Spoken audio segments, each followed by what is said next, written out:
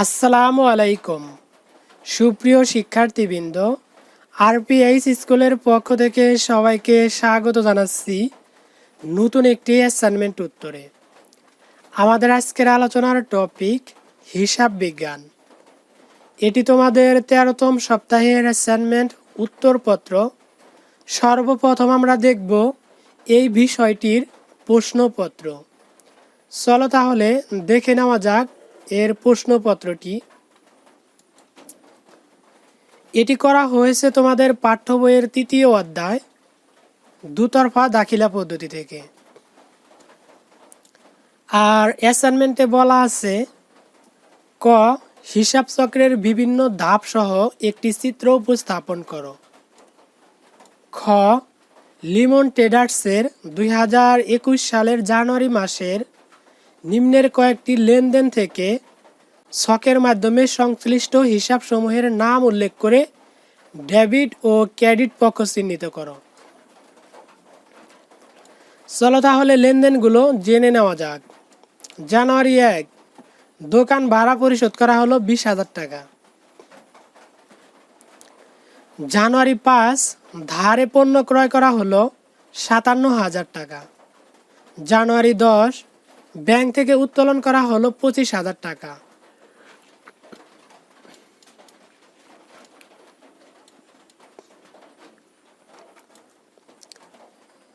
জানুয়ারি 20, ক্রয় ফেরত 4,000 টাকা। জানুয়ারি 28, পুরাতন টেবিল বিক্রয় 2,500 টাকা। সুপ্রিয় শিক্ষার্থীবৃন্দ, এই ছিল তোমাদের প্রশ্নপত্র। এখন আমরা দেখব এই সাবজেক্টটির শিরোনাম। এই সাবজেক্টটির শিরোনাম হবে একতরফা ও দুতরফা দাখিলা পদ্ধতির ধারণা। চলো তাহলে প্রশ্ন অনুযায়ী পর্যায়ক্রমে উত্তরগুলো দেখে নেওয়া যাক। নবম শ্রেণী অ্যাসাইনমেন্ট 2021 হিসাব বিজ্ঞান ক নং প্রশ্নের উত্তর।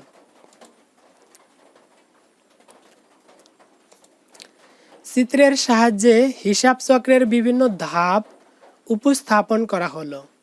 হিসাব চক্র কি এটা আসলে? তোমরা চাইলে তোমাদের পাঠ্য বইয়ের ভাষায় বানিয়েও লিখতে পারো। চলমান ধারণা অনুযায়ী ব্যবসা প্রতিষ্ঠানের কার্যক্রম অনন্তকাল ধরে চলতে থাকবে বলে অনুমান করা হয়। ব্যবসায়ের হিসাব সংরক্ষণের ধারাবাহিক আবর্তনকেই হিসাব চক্র বলে। অথবা তোমরা চাইলে বানিয়েও লিখতে পারো যে হিসাব রক্ষণের প্রতিটি কাজ চক্রাকারে পুনরাবৃত্তি হয় বলে একে হিসাব চক্র বলে। হিসাব চক্রের প্রধান ধাপ 10টি। এছাড়াও 2টি ঐচ্ছিক ধাপ রয়েছে, যথা কার্যপত্র, বিপরীত দাখিলা।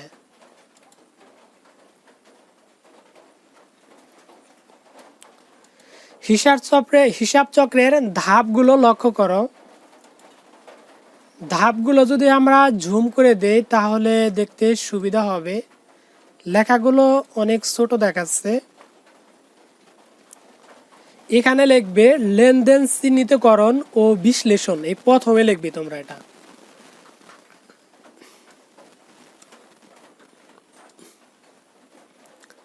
তারপরে লিখবে জাবেদাভুক্তকরণ, এটি হবে জাবেদাভুক্তকরণ।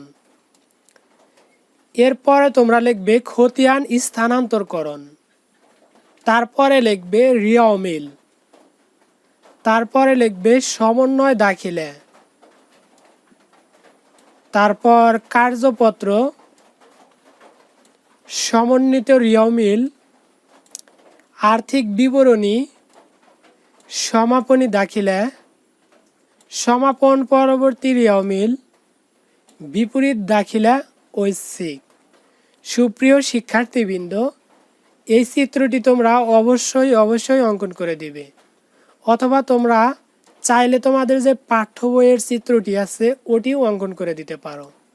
দুটির মধ্যে যে কোনো একটি দিলেই হবে। তো চিত্রটি সেম এরকমভাবে অঙ্কন করে দিবে। প্রথমে এটা ও আসবে, আবার ওর কাছে, আবার ও আসবে ওর কাছে, এরকম ভাবে দেখো চক্রাকারে ঘুরতেছে। এখন আমরা দেখব এই যে এখানে যে লেনদেন চিহ্নিতকরণ এই বিষয়গুলোর এখানে তারা বলছে, প্রশ্নটা আবার লক্ষ্য করো। প্রশ্নতে তারা কি বলছে, অতি উত্তম পাওয়ার জন্য চিত্র নান্দনিকভাবে উপস্থাপন করতে পারলে এবং প্রত্যেকটি লেনদেনের বিষয়বস্তু বুঝে ডেবিট ক্রেডিট চিহ্নিত করে ছকে উপস্থাপন করলে। তো এখন আমরা দেখব ওই চিত্রগুলোর নান্দনিকভাবে উপস্থাপন মানে কি জানো? নান্দনিকভাবে উপস্থাপন মানেই বোঝাচ্ছে যে তোমাকে ব্যাখ্যা করতে হবে। চলো তাহলে ব্যাখ্যা নাম্বার দেখে নেওয়া যাক। সর্বপ্রথমটা জানি কি ছিল, লেনদেন শনাক্তকরণ। তোমাদের একটা কথা বলে রাখি, উপরে দেখবে একদম কর্নারে এই পাতা নাম্বার দেওয়া আছে। তোমরা 1 নাম্বার পাতার পরে 2 নাম্বার পাতা, তারপর 3 নাম্বার পাতা, এরকম ভাবে লিখে দেবে, কোনো একটি পাতা কিন্তু গ্যাপ দিবে না। আর তোমরা যারা হিসাব বিজ্ঞানের স্টুডেন্ট আছো, তোমরা চেষ্টা করবে বুঝে বুঝে অ্যান্সারগুলো করার জন্য। প্রত্যেকটা টপিকের মধ্যে প্রশ্ন আছে এবং উত্তর আছে। যেমন যেখানে লেনদেন দেখো, লেনদেন সম্পর্কে যদি কথা বলি তাহলে দুটি কথা আসে। লেনদেন শব্দের অর্থ কি, লেনদেন কাকে বলে? লেনদেন শব্দটির অর্থ হলো আদান প্রদান। লেনদেন কাকে বলে? সাধারণ অর্থে দেওয়া নেওয়াকেই লেনদেন বলা হয়। তো প্রথমটা দেখো, লেনদেন শনাক্তকরণ।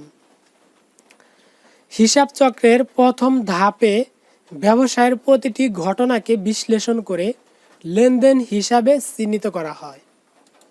এরপর আমরা দেখব পাতা নাম্বার 5। 2, লেনদেন বিশ্লেষণ।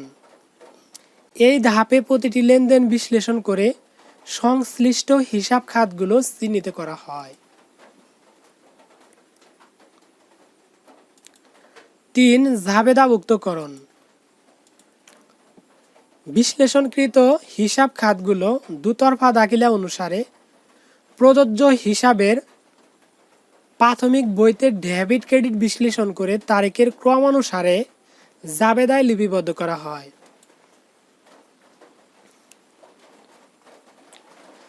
4, খতিয়ানে স্থানান্তর।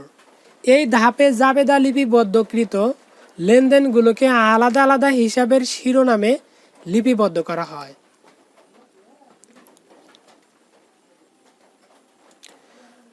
5, প্রতিটি হিসাব খাতের জন্য আলাদা আলাদা খতিয়ান তৈরি করে প্রতিটি হিসাবের নির্দিষ্ট সময়ান্তে উদ্বৃত্ত নির্ণয় করা হয়।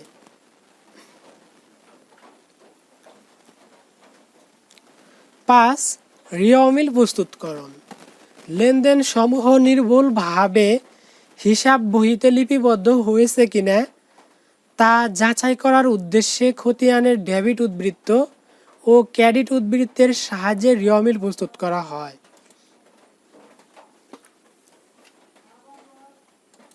6, সমন্বয় দাখিলা। ব্যবসায়ের প্রকৃত আর্থিক অবস্থা নির্ণয়ের জন্য সংশ্লিষ্ট হিসাবকালের প্রাপ্য আয়, বকেয়া খরচ, অগ্রিম খরচ এবং অনুপার্জিত আয় ইত্যাদি দফাগুলোকে সমন্বয় করতে সমন্বয় দাখিলা প্রদান করা হয়।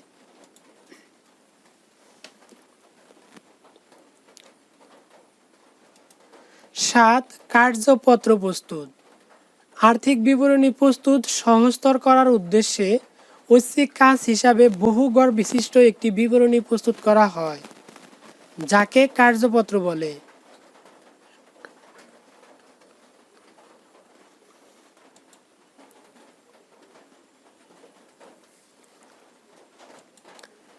8, আর্থিক বিবরণী প্রস্তুত। আর্থিক বিবরণী প্রস্তুতের মাধ্যমে ব্যবসা প্রতিষ্ঠানের লাভ ক্ষতি, সম্পদ, দায় ও মালিকানা সত্ত্বের পরিমাণ নির্ণয় করা হয়।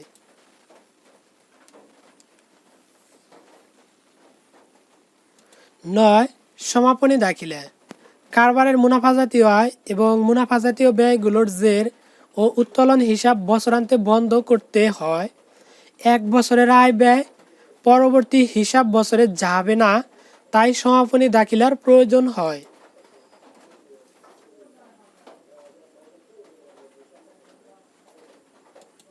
10 হিসাব পরবর্তী রিয়মিল বা প্রারম্ভিক জাবেদা। সমাপনী দাখিলা প্রদানের মাধ্যমে ব্যবসায়ের আয় ব্যয় ও উত্তোলন হিসাব বন্ধ হয়ে যায়। অবশিষ্ট সম্পদ, দায় ও মালিকানা সত্ত্ব হিসাবের জের নিয়ে পরবর্তী হিসাব বছর শুরু করা হয়।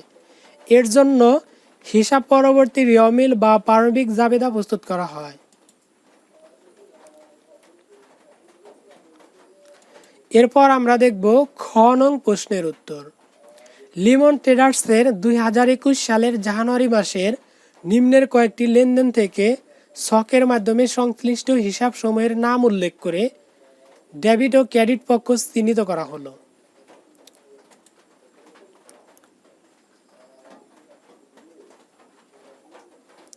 সুপ্রিয় শিক্ষার্থীবৃন্দ, এই ছিল তোমাদের খ নাম্বার অঙ্কটি। যে খ নাম্বার অঙ্কটির তারিখ হবে 2021 সালের জানুয়ারি 1, যার ভাড়া হিসাব হবে ডেবিট, নগদান হিসাব হবে ক্রেডিট।